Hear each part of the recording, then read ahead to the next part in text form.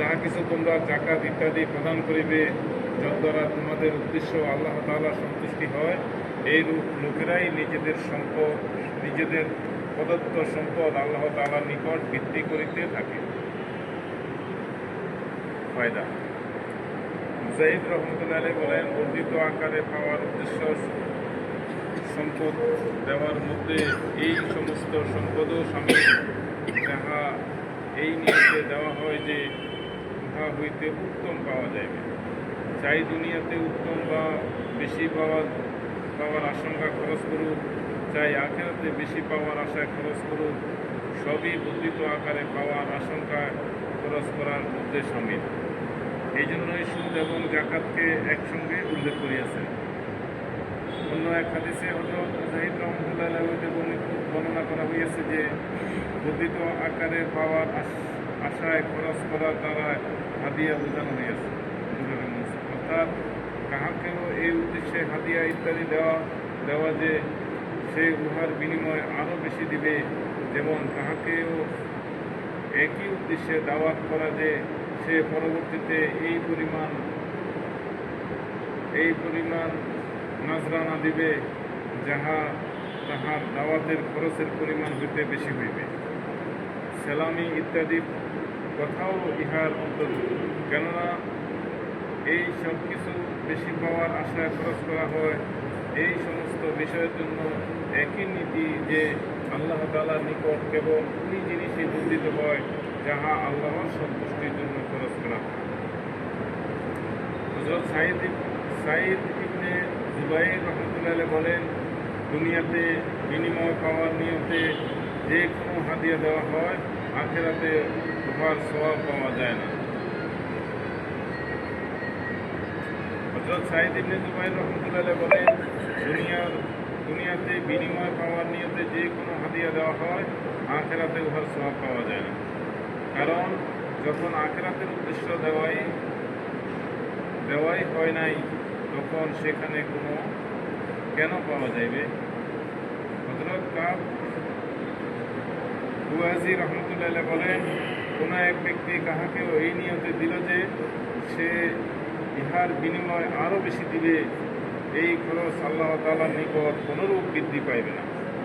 আর যে ব্যক্তি শুধু আল্লাহর ওয়াস্তে দিল, অর্থাৎ যাহাকে দিয়েছে তাহার নিকট কোনরূপ প্রতিদান বা বিনিময় আশা করে না, ইহাই ওই সম্পদ যাহা আল্লাহ তাআলার নিকট বৃদ্ধি পাইতে দূরের মনসুর।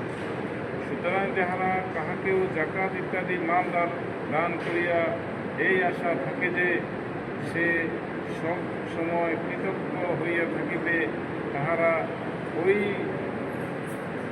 বদনিয়তের কারণে নিজের সওয়াব নিজেই কম করিয়া দেয়। খেয়াল করি কথাটা।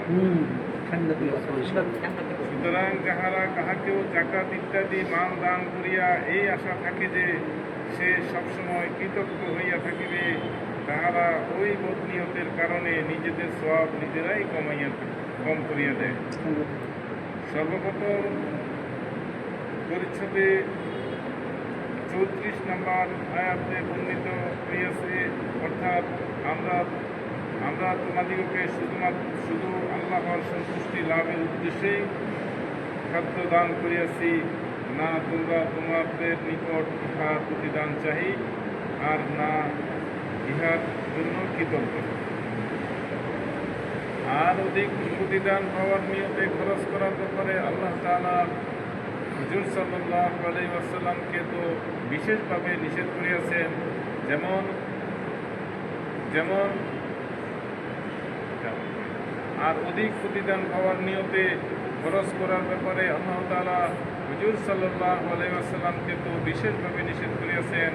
যেমন অন্য আয়াতে বিশেষ করিয়া হুজুর সাল্লাল্লাহু আলাইহি ওয়াসাল্লাম ইরশাদ করিয়াছেন, আর আপনি কাহাকেও এই উদ্দেশ্যে প্রদান করিবেন না যে উহার অতিরিক্ত প্রতিদান চাহিবেন। সূরা মুদাসসির আয়াত।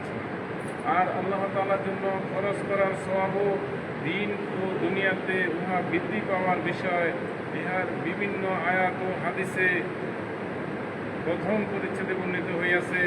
এই জন্যই খরচকারী অত্যন্ত গুরুত্বের সহিত এই দিকে লক্ষ্য রাখিতে হইবে যে তাহারা যেন কাহারও উপর খরচ করিয়া তাহাদের নিকট ইহাই তাহাদের নিকট হইতে কোনরূপ বিনিময় বা কৃতজ্ঞতা আশা না করে।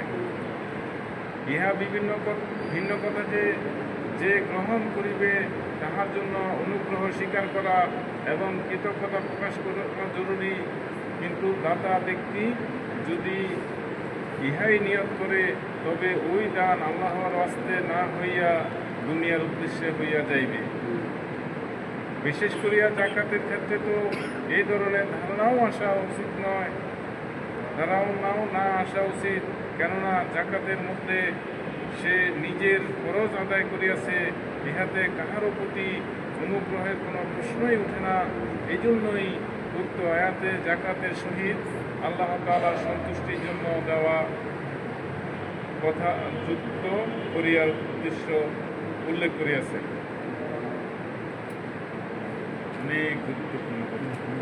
আমরা জাকাত দেব, দান করব, হ্যাঁ, এটার বিনিময় তো নাই, বরং আমাকে খুব বাদুর বলবে,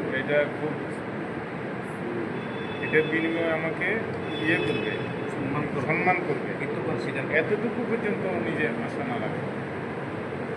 হ্যাঁ, এটা শেয়ারে জাকাত এবং আবার আরেকটা